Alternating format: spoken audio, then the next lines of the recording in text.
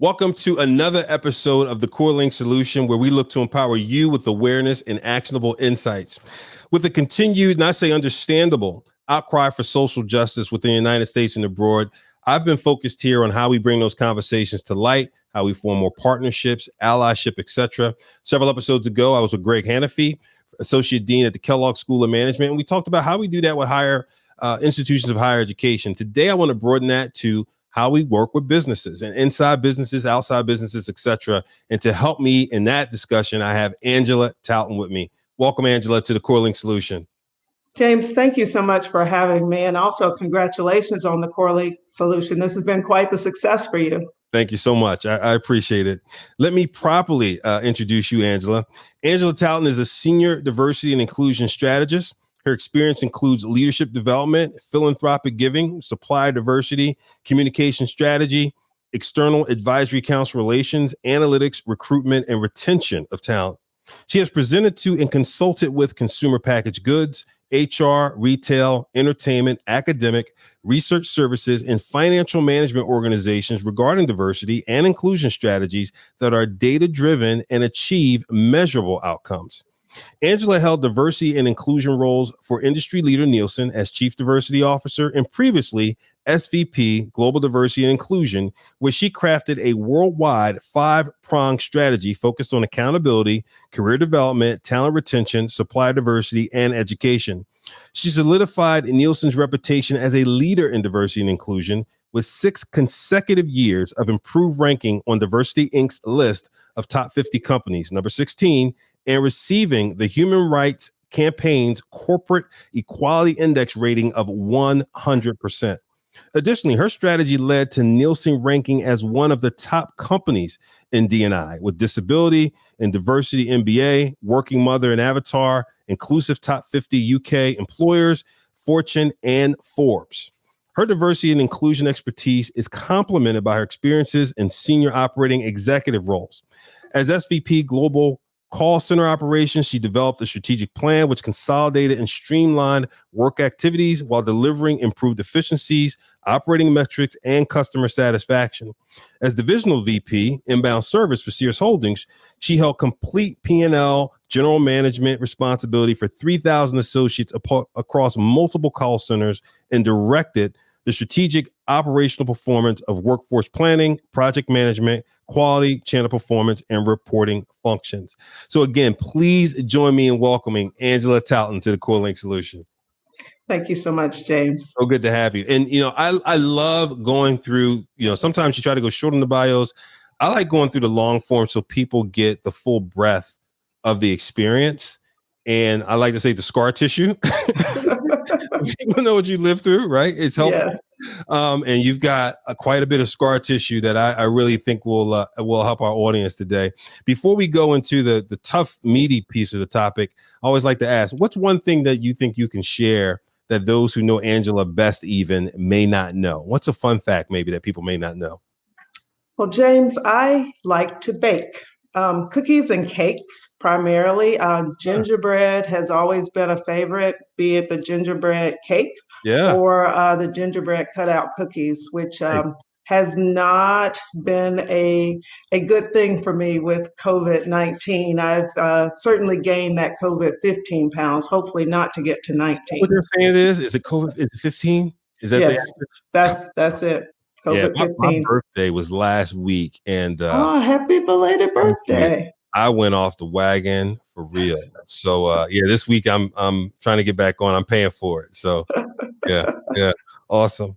Well, listen, you've had quite the journey through diversity and inclusion, and I would love you to step back to wherever you think's appropriate, maybe to Nielsen or wherever you think, and just talk about your first entree into it, and maybe step through it a little bit. Okay. All right. James, what differentiates me a little bit when you think about my experience as a Chief Diversity Officer would be the 18 years I served leading customer care operations at different organizations. And it gave me a wonderful opportunity to work with associates, all types of diverse associates, to create a better work environment for them.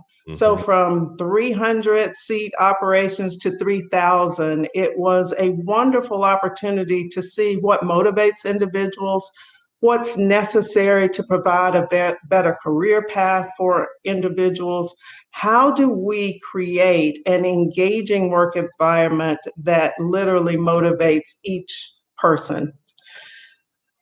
From there, I moved to Nielsen.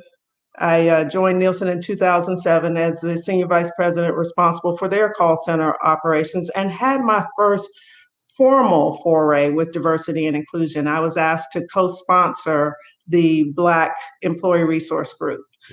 And I was blown away just simply by the concept of having these volunteer organizations where leaders basically step up in the company. They step up to engage fellow cohorts. They identify opportunities for additional learning, for exposure, to engage with the community, and just the level of creativity, innovation, ingenuity within that Black Employee Resource Group.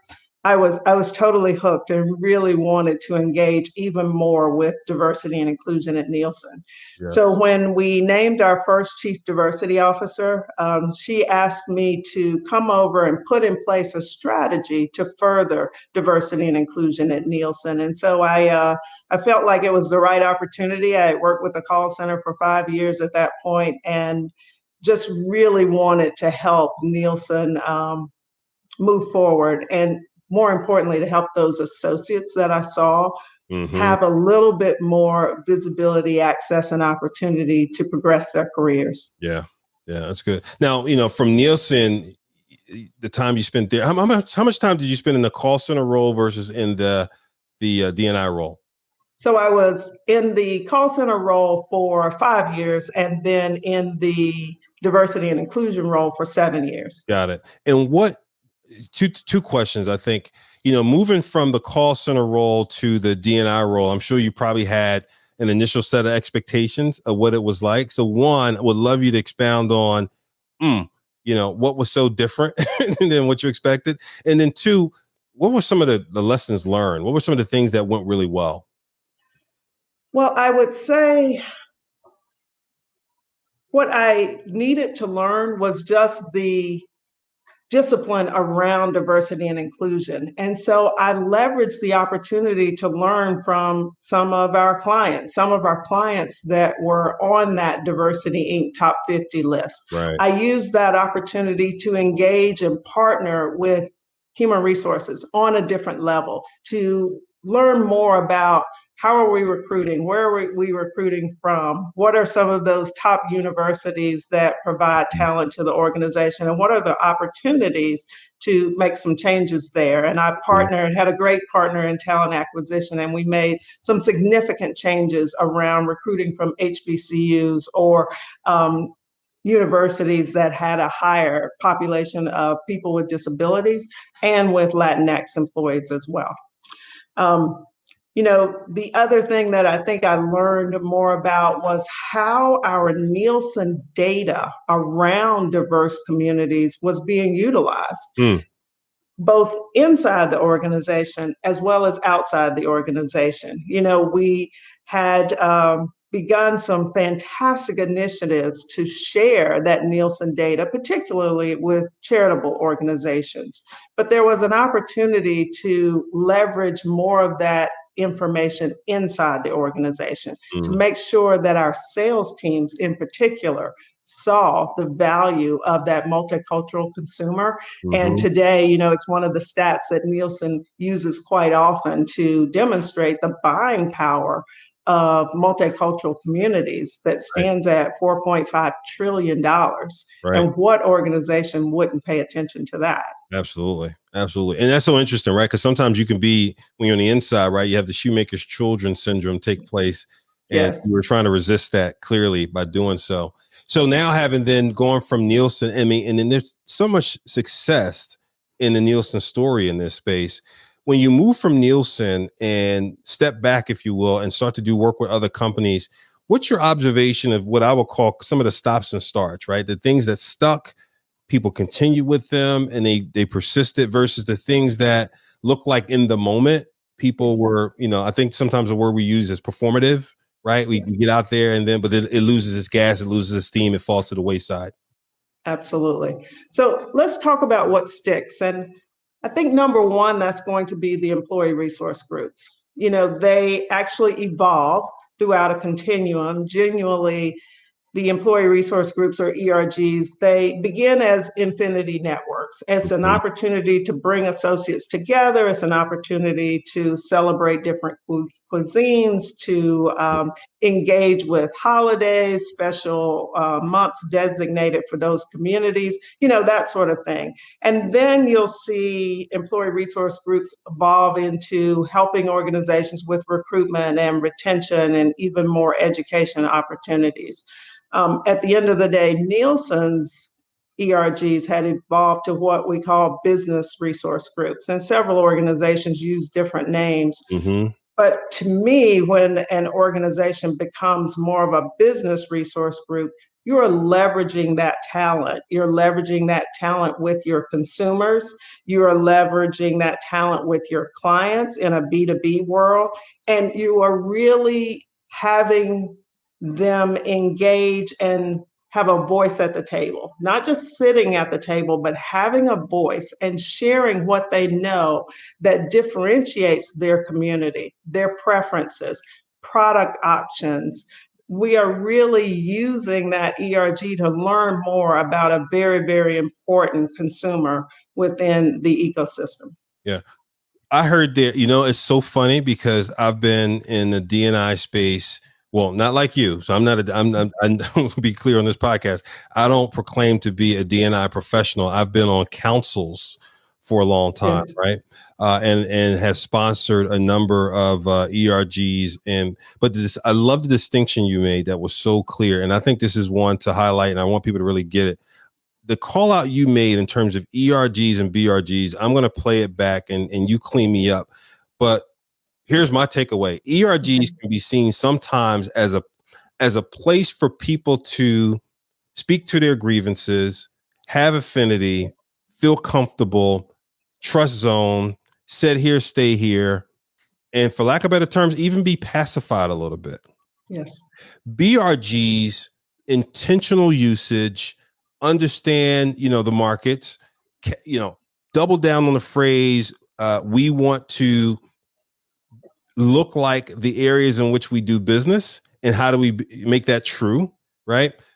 We have a certain population here. How do we have lending practices that work that way here? BRG help us do that, right? Like that would be the true living out of, that relationship between BRD and the leadership team, executive team, etc. Is that what you were really speaking to?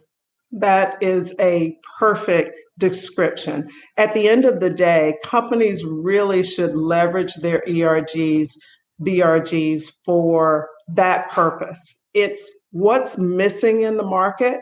Right. Where's that opportunity? Where am I missing as a leader my understanding of the needs of this community, both inside the organization as well as outside the organization? Right. And I guess more importantly, from a career development perspective, leaders really should look to their ERGs and BRGs for talent. These individuals are volunteering for additional work in addition to their day job. They are creative, innovative, they're motivating individuals. They are fantastic project managers. They are learning how to manage a budget. This is the go-to group. Yes. At the end of the day for the organization. And so, my call out to leaders would be, when you're looking for top talent, you needn't look any further than your own backyard, because there's a ton of talent there. They're right there. And, one of the things I would ask is, in your observations, are BRGs properly tapped into or underutilized? James, it's certainly going to depend on the organization, but I'd say generally underutilized. Generally underutilized. And I'll use that to segue to your second part of the question. You asked about starts and stops. Yeah. And I think BRGs provide a great example of this. That start and stop's going to be diverse representation within the organization. Yes. I believe that companies see this as an opportunity. And, let's say we're moving forward, we're taking, steps forward, but at the end of the day, we find ourselves where we are in 2020, right? Several companies have sort of taken a step back, and we're unfortunately moving backwards on that curve. You just take a look at the number of Black CEOs of Fortune 500 companies. 10 years ago, there were seven, 1.4%. Today, there are three. As you know, we just lost one. Yep. All three are males. When you look at that from a female perspective, female CEOs have increased of late. There are 37. Of the 37, however, only 3 are of color, right, and all 3 are Asian. So there are no Black females and there are no Latinas as CEOs of Fortune 500 companies. Right. And, again, thinking of it as 2020, that's pretty sad. It is. And, I'll just, we're going into a rabbit hole maybe, but I just want to share this in terms of people who are listening thinking, well, how do I crack this code? I'll share a personal story. At one point, two short stories, hopefully 2 vignettes, let's call it. I remember going through a conversation with an executive who wanted to maybe, expand their leadership team and thinking about filling the seat. And we were having this conversation and they said to me, it's really difficult. It's really hard. And I said, well, I gotta be honest with you. We just acquired another company, and when we acquired the company, you announced that we'd rebrand all this stuff within like 90 days. I mean, like that is hard. Okay, rebranding, tons of storefronts. Talking about filling the seat, I mean, you've got myself and a number of us who have nice Rolodexes, and if you tell us what you're looking for, we can help get it right. And that conversation just went much longer than it probably needed to and did not get to the place it needed to. That's vignette number 1. Vignette number 2 is something I've seen happen over and over and over again in talent reviews and language use. And here's the language use I've seen happen. And I hate to overgeneralize, but I'm just speaking from personal experience thematically. Mm-hmm. When there's a person in the BRG, like you just said, and we should grab that talent, the question becomes, should we take the risk when the person doesn't have the full skill set? When it's non-minority talent, right? Should we make the investment? That's very different language. Yes. Should we take the risk or should we make the investment? And I just ask leaders to think about the language you're using in those talent conversations, right? Risk versus investment based on the person. Yes. Yeah. And at the end of the day, to even call it a risk, it's a calculated risk. And I would argue the benefit of an internal associate is that they know the organization. Right. They know the players. They've taken the time to engage with associates. They've taken the time to learn the business. They are loyal to the business. In the case of ERGs, they're dedicated. Right. They persevere. They're actually helping to communicate quite a few messages within the organization. Absolutely. And so, that's a calculated risk that I take every single day. All day. To your point around language, we have to get to the point of understanding that potential has no color. That's right. It's all about intellect, desire, that loyalty, and just, what's inside us to win. And I believe that anyone, when given the opportunity with some mentoring and sponsorship, which is what happens throughout an organization, anyone can rise to the occasion. And quite often they will rise faster by knowing that they have a leader in their corner. Absolutely. By knowing that here's my sponsor and they believe in me and they think I can do this. So I'll take that stretch assignment every single day. Absolutely. I can't say enough about what you just said in terms of mentoring, sponsorship, et cetera. And to the, kind of leading from that point, the investment, every investment has a level of risk. Yes. And to the extent that you know how you can mitigate that risk and plan for it, that's what we do as leaders, right?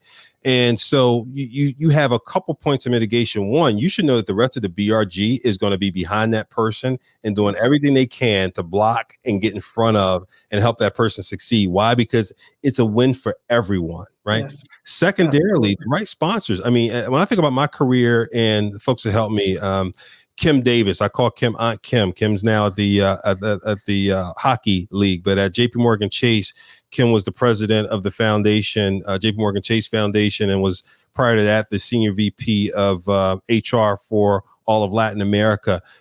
The tutelage that she gave me at different points as a sponsor, right? Claude Weir was the head of HR for the investment bank, and prior to that for employee relations. Ed McGann was the head of compensation, who helped me out a lot. You need people who help get in front of you and raise your antennas to things that you just don't hear yet, right? Yes. And act as a sponsor. And our tables, quite frankly, are not at yet to speak on your behalf. Yes. Yeah.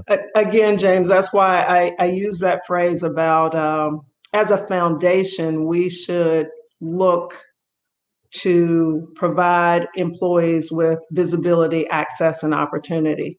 Visibility, I see you and I see your potential.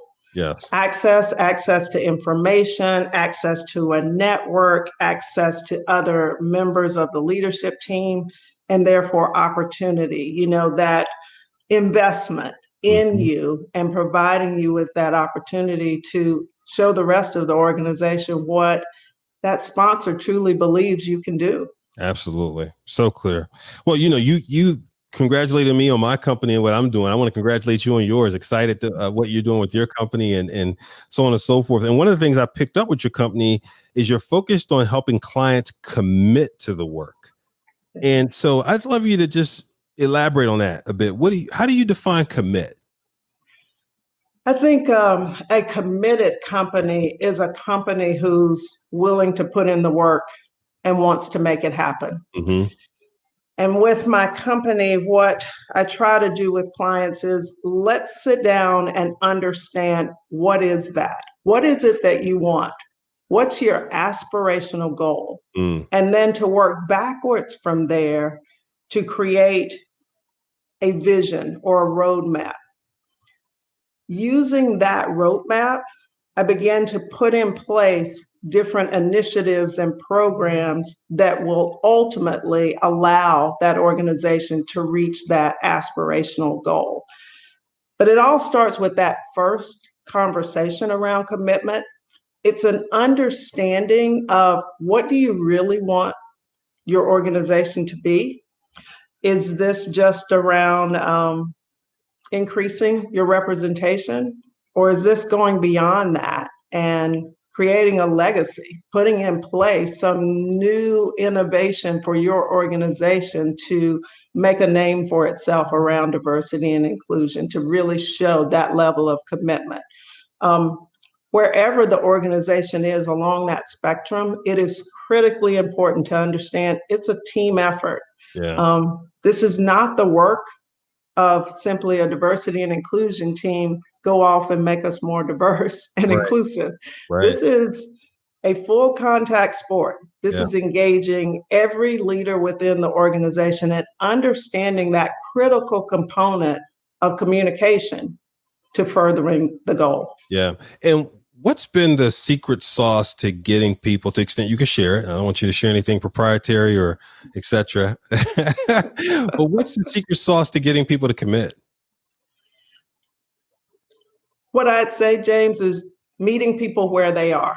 Okay. And in today's environment, that's a little tough, right? It's it's a little hard to think of 2020 being a time where we're still talking about business cases for diversity and inclusion. But if that's what it takes to meet you where you are, again, there are numbers regarding diversity and inclusion, and numbers don't lie. You think about the McKinsey report from 2014 and again, reanalyzed in 2017 with a more global focus around companies. At the end of the day, you see that organizations who have a diverse workforce that's not just diverse in numbers, but are actually included in decisions. They're included in representation around the leadership of the organization. Mm-hmm. Those organizations have 35% better financial results. Yeah. And when you're thinking about racial, ethnic diversity, and 15% better results when you're thinking about gender diversity. And so sharing with organizations that type of information. In the B2B world, what really works is showing what other organizations are doing, being your clients or your competitors. Yes. Here's what other organizations are doing, and it's about time that you step up to the plate. I think you first have to set the stage around meeting people where they are, and generally numbers are helpful for that. Mm-hmm. Now that you have their attention, it's time to move towards those eye-opening experiences. That's where you are demonstrating that the cost of turnover is truly in the millions of dollars, millions. So the work that your ERGs and BRGs are doing is really going directly to your bottom line. So who are those talented individuals that we haven't tapped yet that we need to pay attention to that are helping drive those sort of numbers to improve your EBITDA? Yeah. I think at the end of the day, it's really starting with meeting them where they are, wherever that might be. Again, generally it's numbers, and then moving to those eye-opening experiences. What can we do around career development? What can we do around recruitment and retention? What can we do around engaging the community as well, right? Because that's either where your customers are coming from or the consumers for your clients are coming from. So what are those opportunities as well? Yeah, that's good. Really good insight. You know, I almost struggle to answer this question, ask this question rather. You shared some of the data around the business case, right? Which has been, that data hasn't changed a lot, probably over the last decade, right? I mean, if anything, it's gotten strengthened, right? And more compelling. Yes. And the syndication of it, I'm not sure has broadened, right? Most people have seen the data. And so it's not that the data hasn't been strong enough. It's not that people haven't been aware of the data. So the question I guess I would have is, we've got a lot of energy happening right now, both on US soil and abroad.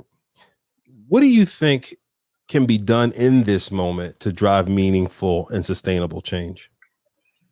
Well, James, as you know, when you and I, did a prep call about this, we do have great momentum right now. We have the mic. Right. And so it is very, very important that we are clear regarding what it is that we want. Yeah. I think it's time for us to really create an agenda and share that agenda broadly around what is needed to make sustainable change around Black Lives Matter. Let's stop just using it as a tagline, and let's move forward with sustainable change. And for me, this is just, my thoughts. I think it has to start with criminal justice reform, because at the end of the day, people are literally being killed. Families are being broken apart. I think we have seen legislation come from both parties, and it is time for those parties to come together to negotiate, to decide on what we can move forward with in terms of taking that bill and turning it into a law prior to November 3rd. It's just like, you think about a football game, right? You're trying to put numbers on the scoreboard. Sure, you want a touchdown, right? You want the 7 points, but you know what? I'd be happy with 3. I think at this point, to think that we would get 100% of what's in the bill today, that's a little lofty. Love to get it. I'm not sure that that's going to happen, but I'd be happy to move that ball forward and let's get half of it. Let's get 2/3 of it. But Congress needs to act, and they need to act, in my opinion, before November 3rd. That would be number one. Number 2 and 3, I would say it's education and healthcare. Yeah. I still believe that education is one of those keys to economic freedom. And I think it was Governor Cuomo who speaks quite eloquently about how COVID-19 has really unearthed so many aspects of systemic racism that this country has been involved with, over the past hundreds of years. I believe just looking at the dollars allocated to the different school systems and how that varies significantly, that needs to stop. Yes. And we can make that change. The healthcare disparity is just unbelievable. And then last, but certainly not least, would be the economic reform.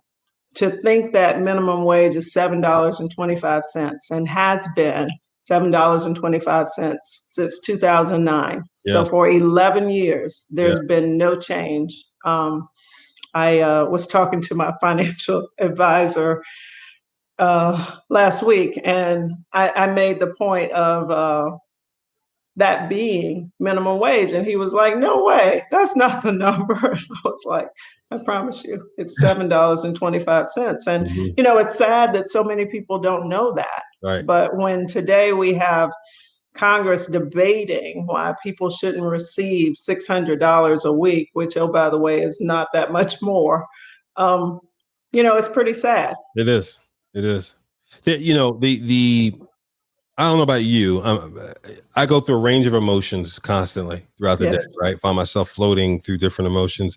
And the one is the disbelief from a humanity perspective that that you could tolerate that somebody couldn't survive, right? That you could, it's the same, but and it's the same thing when you if you drive past a tent city, that you could stomach that folks are living in a tent city outside in the rain, in the elements, etc. Right? And how do we move? Well, working 40 hours a week, right? Yeah, you're working 40 hours a week, and you're still at poverty level, below poverty level. Below poverty level. Yeah, I mean it's unbelievable. It's unconscionable.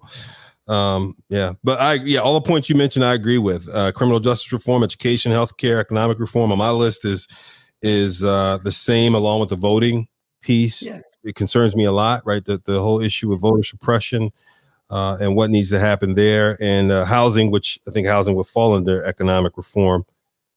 It's there are a lot of pots. When you back to the business case piece, same thing. I think the numbers were, out of the Fortune 500, right, to 0.8% CEOs, right, 0.8.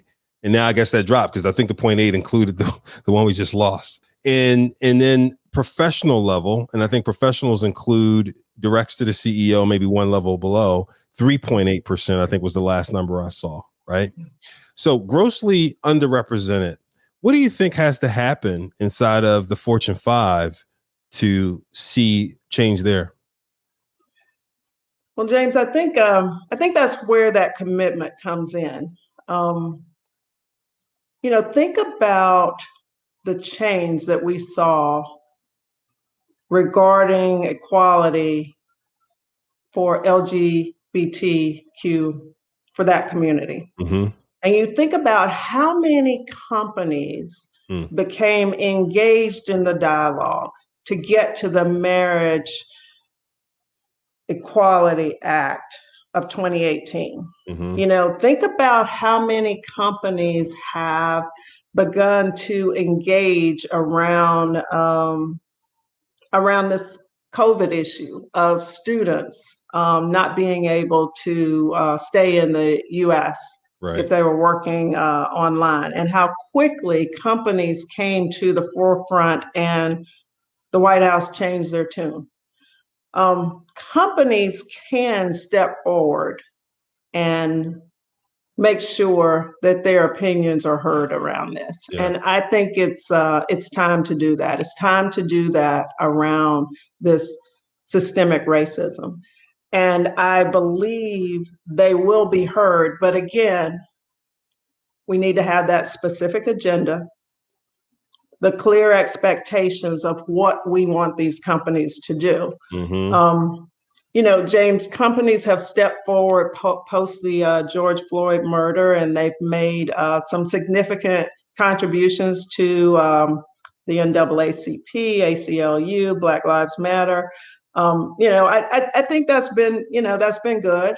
I, however, believe that you give a man a fish, man or woman, he eats for a day. That's right. You teach a man or woman to fish, they'll eat forever. And I really applaud those organizations that directed their funds to HBCUs, because there you're narrowing your focus. You're really identifying, in a couple of those areas that we talked about, right? The educational reform, the economic reform, there's better opportunities there.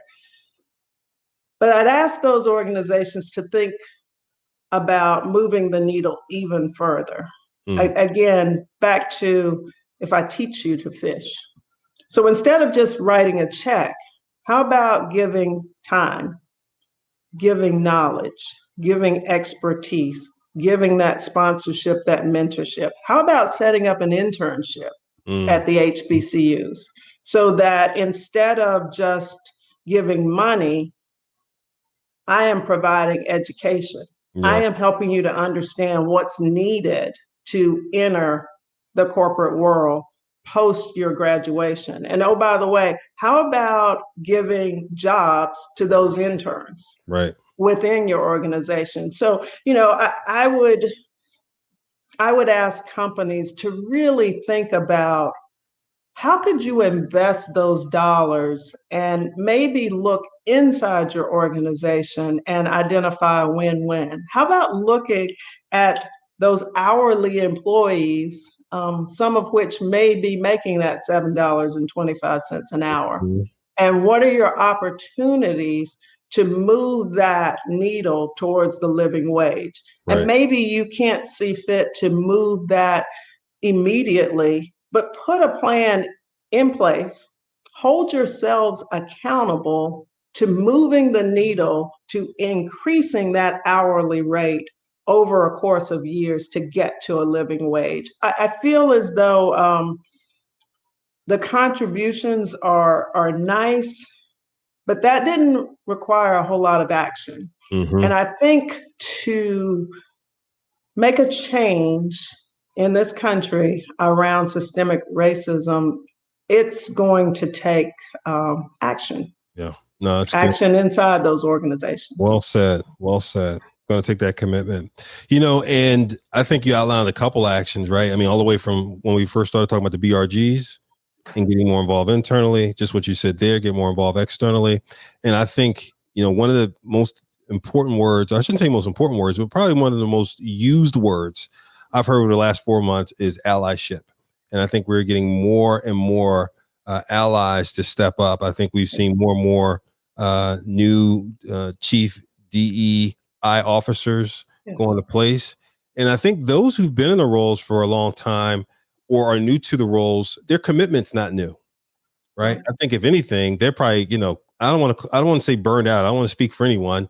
I'm sure they're tired. I'm sure they feel a little bit oversubscribed, but at the same time, feel a commitment to get this done. But also want to reach out to folks, right? To folks who are new to this work and want to do it, but then feel like, wow, I'm not sure at the next level above me, people are going for this. What's your counsel to those folks? I think if it's meant to be, it starts with me. So I would encourage them to take the role. I would encourage them to take the role, however, by making it clear that I am an influencer to the rest of the organization. Although there is a diversity and inclusion team, and oh, by the way, you should have a team when you're saying yes to this role. Your team will help and influence and encourage and provide information But the work has to be at the level of the business unit leaders. It's at the level of those departments who are directly responsible for a group of employees. So making a clear distinction between who's really moving the needle on this work. You know, you can have all the great ideas in the world, but without that collaboration and partnership by the business unit leaders, collaboration, partnership, and oh, by the way, ownership by those groups, that needle will not move. And so making that clear distinction around the influencing role of a diversity, inclusion, equity, belonging leader, I think that's very, very important. I think, you know, one of the reasons that the work at Nielsen was such a success was what I like to call that encouraging leaders to lead. And I often would highlight who those leaders were because they were doing yeoman's work around diversity and inclusion within their team, but also within their sphere of influence. And therefore, you know, their peers and partners were seeing, oh my goodness, you know, look at how important this is to X individual, that they are going beyond just working within their department. You know, these are the coaches and the sponsors and the mentors. These are the executive sponsors of the BRGs and the ERGs. These are the leaders who are committed to leadership development and maybe even writing some big checks to provide that additional career development opportunity for employees. And, you know, coming up with great ideas to provide that visibility and access and opportunity, maybe with innovative challenges and really allowing our associates to share their ideas that might not be heard any other way. So I definitely think people should say yes to the opportunity, but with some caveats and making it crystal clear that, you know, again, it's a team sport and everyone needs to participate. No, that's beautiful. I love that. And it's so clear in terms of, again, that reinforced commitment in a number of different ways. So with that, I'd love to try to wrap up and jump in, Angela. I'm going to try to recap some of the points that you outlined from early on in your career and bringing those forward. One about, you know, the committed companies and being committed to the work. And I love your early story again on this line of demarcation between the ERGs and the BRGs, and really engaging BRGs as a business resource group. Use them to solve your business problems, both externally to understand your market, internally to use as a source of talent, and be intentional about that. Two, that the committed companies use cultural transformation, and you said that they have skin in the game. I don't know if that's the word you use, but all hands on deck. It's a team sport is the word you use, right? You can't outsource. You can't just hire someone and outsource becoming good at diversity and inclusion. Right. That accountability piece, James, it's so incredibly important. And the leaders have to understand they are accountable for moving the needle. And oh, by the way, at the senior most level of the organization, they have to maintain that level of accountability with those leaders. Diversity and inclusion should be viewed the same way as other organizational goals. You set a target, you're tracking and trending and measuring to see continuous improvement towards that target. That's the same way you look at your financial goals. You should look at your diversity and inclusion goals. Absolutely. And then the third one, this piece around, you know, these folks, just like we talked about, if you're going to grab talent, then they need the visibility. They need access. And one of the words we talked about, I mean, capital S, they need sponsorship. Yes, absolutely. And there are so many leaders, I think, if you share with them how important it is to individuals to actually hear that you believe in them, to actually be willing to provide them with that opportunity. I have yet to see someone who doesn't stand up and actually exceed your expectations. I'll tell you, James, that's probably the single most rewarding part of my career was actually helping individuals progress and move up the ladder. I have never seen anyone who you tell them you believe in them and you think that they can actually take on that stretch opportunity or take on that new role. I've never seen them disappoint me. No, that's good. That's good. And then last but not least, and I'm not sure if this is your fourth point or not, but one of the things about taking advantage of this moment is the clarity of the ask, right? Yes. I just felt like that was such a poignant point, is being clear on what you're going to do, which kind of mapped back to the first thing you said about being committed as a company, right? So what are your goals? And then I think you said, then you step through, okay, if that's your goals, let's reverse engineer the roadmap to get to your goals. So be clear about the goals, be accountable to the goals. Let's reverse engineer the roadmap. And now let's get to work. And by the way, it's a team sport. You don't get to outsource it. We're going to go through this thing together. That's it. That's exactly it. How we solve most business problems. There you go. Yeah. All done. Now let's just make it happen. Let's just make it happen. It's so good to have you. So good to see you again. And thank you for spending your time. I know you've got tons of clients you're working with right now, but I really appreciate you bringing your expertise to the CoreLink solution. Thank you so much, James. And again, I am really proud of what you're doing with this platform. So keep up the great work. Thank you so much. And CoreLink Solution audience, there you have it again from Angela Talton. Her reputation speaks for itself. And as always, I invite you to not only listen, but comment. Whatever platform you're listening on or watching on, throw your comments in the comment section. We'll try to respond and share your thoughts as you begin to execute things. Please share what you're doing. And as always, if you need any more information, you can email me at jamesrousseau@thecorelinkSolution.com. You know I'm going to say it to you. Be informed, be empowered, be accountable. See you next time.